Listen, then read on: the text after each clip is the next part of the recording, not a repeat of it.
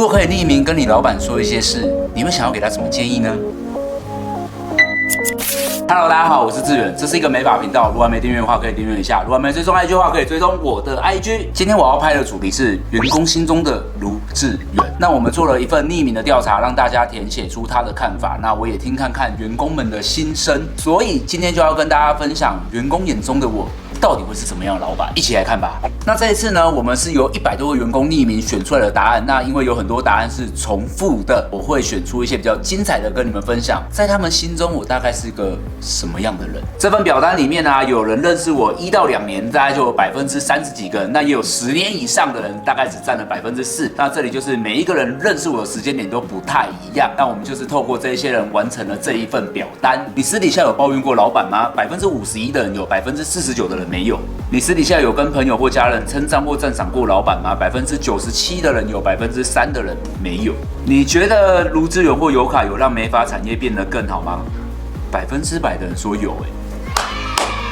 我真的谢谢大家，因为我觉得这题对我来讲很重要，因为这可能是我创业的一个终极梦想。我很常在说，就是当我们店越多，员工越多的时候，就代表我们让这个产业变得更好，因为我们人很多嘛，真实的影响这个产业。我真的看见这个100%，我真的谢谢大家，因为我会觉得我这些年来的努力很值得，因为你们。大家都说尤卡对员工很好，真的吗？93%的人说真的，7%的人说我觉得还好。接下来的一些答题是比较偏评分制的，在你眼中他是个小气鬼吗？大概是1.6颗星。他是薪水小偷吗？1.3颗星。那我蛮认真的嘛。他是一个很有同理心的人吗？3.7颗星。我觉得还蛮中间的，可能还不够强吧。幽默的人吗？4.1颗星。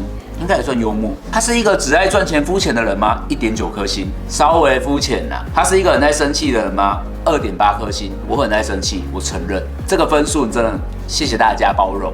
在你眼中，他是一个自大的人吗？2.6颗星，普普通通。你觉得他是一个很真、很努力的人吗？4.8颗星。你觉得他帅吗？2.9颗星。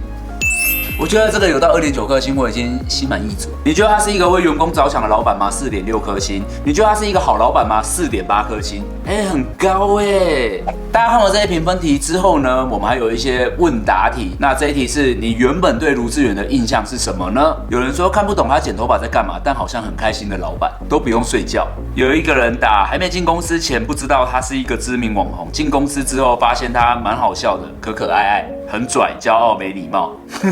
有人也是看 YouTube 认识我的，他说他不知道我们开店在高雄，但是看 YouTube 认识的，居然觉得有设计师把日常拍成 YouTube， 所以他来变我们员工。还有人说，我觉得他长得很像泰国人，而且我以为是 gay。那时候在冥想街，就是我们第一间店，他染蓝色头发 M 型秃，有胡子。25岁的时候，就是现在有胡子吧，但 M 型秃你知道已经执法解决。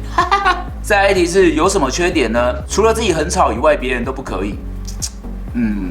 对啦，我有点承认，就是我有时候蛮怕吵，但是我本身就是一个很吵的人，讲话太大声，主观意识太强，讲话太直接，稍微强势，不过因为方向是对的，感觉有轻度亚斯伯格症，急起来会让人害怕。我真是一个蛮急躁的人呢，我不得不说。对，缺点。好，这一题是他有什么优点呢？超亲民，公司福利超好，给我们很多自由发挥的空间，我们的意见他都会参考，而且会默默的关注我们大家的现实动态，而且会回复。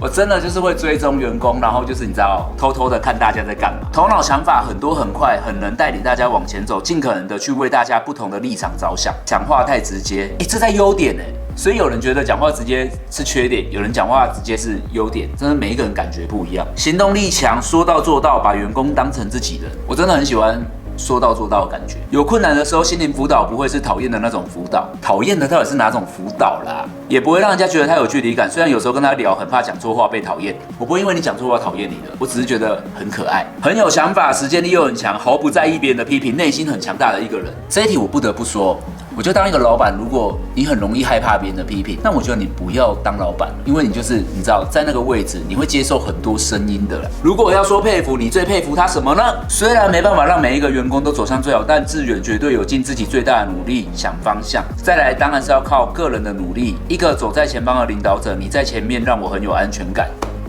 谢谢，谢谢你看见了我的用心良苦，随时能转换角色，理性处理公事，还有很多超群的想法，我就是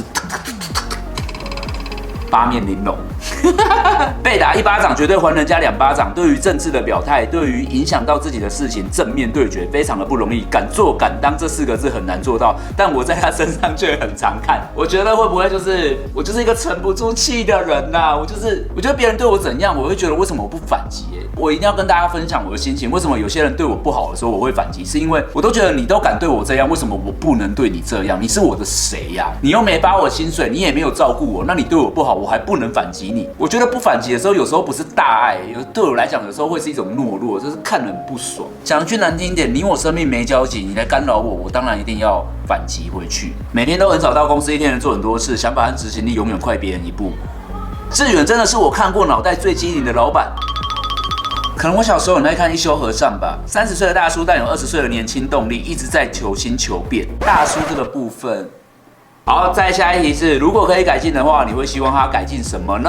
这一些都是我很精选的答案，不然真的是太多了。讲话小声一点，这是我的缺点啊。当然我能理解你要我改进。那这个讲话小声一点，大概有30个了吧。好，下一个是讲话的时候，如果有听到，希望可以给点回复，不管是告知还是聊天。很常不是你自己想听的，就会直接句点或走掉，或反对找人来认同你的想法。虽然已经习惯了，哈哈哈。这位亲爱的同事，我知道我会有这个坏习惯，但是你都希望我给你回复了。有时候我就直接反对，反对也是我的回复啊，这样子不就代表你只是没有听到你想要听的答案吗？这样很不公平如果你想要听到我回复，就能接受我的反对啊。OK， 笑声小声一点，有时候会吓到。你知道我的 Podcast 和 YouTube 靠了我的笑声多了多少订阅吗？这我的小特色在这里，我想先跟大家讲，就是关于大小声这件事情。因为我刚才在想，他说我会直接走掉，我觉得我听到人家声音的话，我应该是不会直接走掉。我觉得很有可能就是你在我的右手边讲话。我想刚刚那么多问答，应该就是很多人说我讲话很吵啊、很大声啊，这些诸如此类的事情。在这里，我想跟大家分享我的一个隐疾，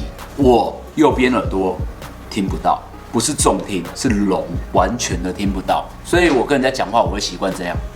怎么了？如果你给我剪过头发的人，你就会发现我都会在你的右手边，因为我的左耳才会听到。有时候你跟我讲话，我会突然没听到，我会说哈，其实我哈的时候，就是因为我没有听到。那大家知道耳聋跟重听会延伸什么样的隐疾吗？就是讲话变大声，因为我们的声音会要让自己听到，而不自觉的讲话变大声，所以我有时候也不是故意要那么大声的，就是这个你知道小残缺，不过也是有优点啊。有时候讲课的时候麦克风突然坏掉，我是不是也一样那么洪亮呢？还好我有在当老师，这也是一个小优点。东西不要再乱丢，找不到员工都跟着很紧张，我会注意。我真的是一个很急性子的人，因为我是那种一心多用，我想要同时做很多事，所以我就什么都很急。有一个人打，如果改了，他就不是卢志远了。I like， 我喜欢这个感觉。这个放在改进的地方就是电开很快，很怕不稳定。我很想跟大家分享一下，因为这个放在改进嘛，就代表我们员工会觉得我们发展太快。那我们公司已经发展了11年了，目前有5间店，不过分吧？你知道 Facebook 是2009年的时候发生，2010年登陆台湾，到现在就是也才11年 ，Instagram 不到10年。那你觉得我们这样一点都不快吧？如果是一间饮料店，你知道它全台连锁，可能3个月就全台连锁了。不要限制自己的想象，也不要限制自己的能力，这是我的想法。所以我觉得我们开店很快吗？觉得还好啦，还嫌它太慢嘞，努力一点。希望学会引分身之术，出现在各店。我只能说你真的太喜欢我。当我出现在各店的时候，你不会比较好过。改进的地方我选好多题因为实在是很多很值得讲。你是老板没错，但也太自以为中心了吧？讲什么话都要顺着你，很烦。不开心就拿着脾气耍大刀，又没人犯罪。在这里很抱歉，就是我脾气蛮差，但是我自认为我不是一个会干扰别人的人，就是我脾气很差，但是你也可以不用理我。对，这是我的想法。那在这里，因为你是希望我改善嘛，那可见你把这件事当作是一个缺点。那我跟你分享我的一个观点：人的一生啊，如果你努力工作，努力的求上进，无论是富裕或者能力，你不就是为了努力能够以自己为中心吗？然后最好什么事都能顺着自己。其实这是一件我坦白讲很快乐的一件事情。你知道，能以自己为中心的生活，这是一件很不简单的事情。那如果你有一天变得很厉害，变得很棒，或者是你变得更成长的时候，你有没有希望更能以自己为中心一点？你不觉个人类之所以会这么努力，就是希望能更顺着自己的意一点嘛。你知道，各种职位他会想要向上爬，不就是为了更你知道顺心如意？虽然这是个缺点，但是在我心中其实这是个优点。当你这么感觉的时候，我对你感到很抱歉，因为你有可能就是受到我的迫害 ，sorry。但是我同时也发现，原来我已经稍微有顺着自己的心在过人生了。希望未来的你也越来越往上走，我们一起顺自己的心，如何？不要再挖鼻屎再摸了，你知道？有时候人就这样，有鼻屎不挖很痛苦，然后挖了又很爽，但也没有摸人吧。好，以上就是大家对于卢志远的评论与评价，还有给的意见。那其他真的太多，那说我很吵啊，怎样，叭，真的很多。那其中也很多人说我脾气非常的差，我真的脾气很差啦。我工作的时候很严肃，但是我脾气通常来得快去得快，我通常不会太记仇，因为就是我知道我常常在为自己找借口，但是我真的很容易突然就暴怒了，对不起，我真心的希望自己脾气个性再好一点，但我觉得我有进步了，我有努力了，我就继续加油好吗？我的部分我在跟自己讲话。好，今天这一集就是这样，就是大家可以从不同的角度更认识我。那其实我也从这份问卷里面，我觉得我重新的认识自己，因为我从来都没有想过他们是怎么看我。那的确有一些就是原来这跟我想象的不一样，就是我自己会努力的改善、跟调整、跟进步。那也很谢谢大家，你们留了这么多问卷，希望我改善的事情这么多，你们依旧留在公司跟我们一起奋斗跟努力。最后，如果你听完了以上，你还是有那个勇气跟胆量，想跟我做同事，想来变我的员工，跟我一起向前走的话，我们有时候应征的资讯都是会放在公司的 IG 的，那实习师、设计师都会，而且我们现在要开台中店了，所以台中也会开始缺人。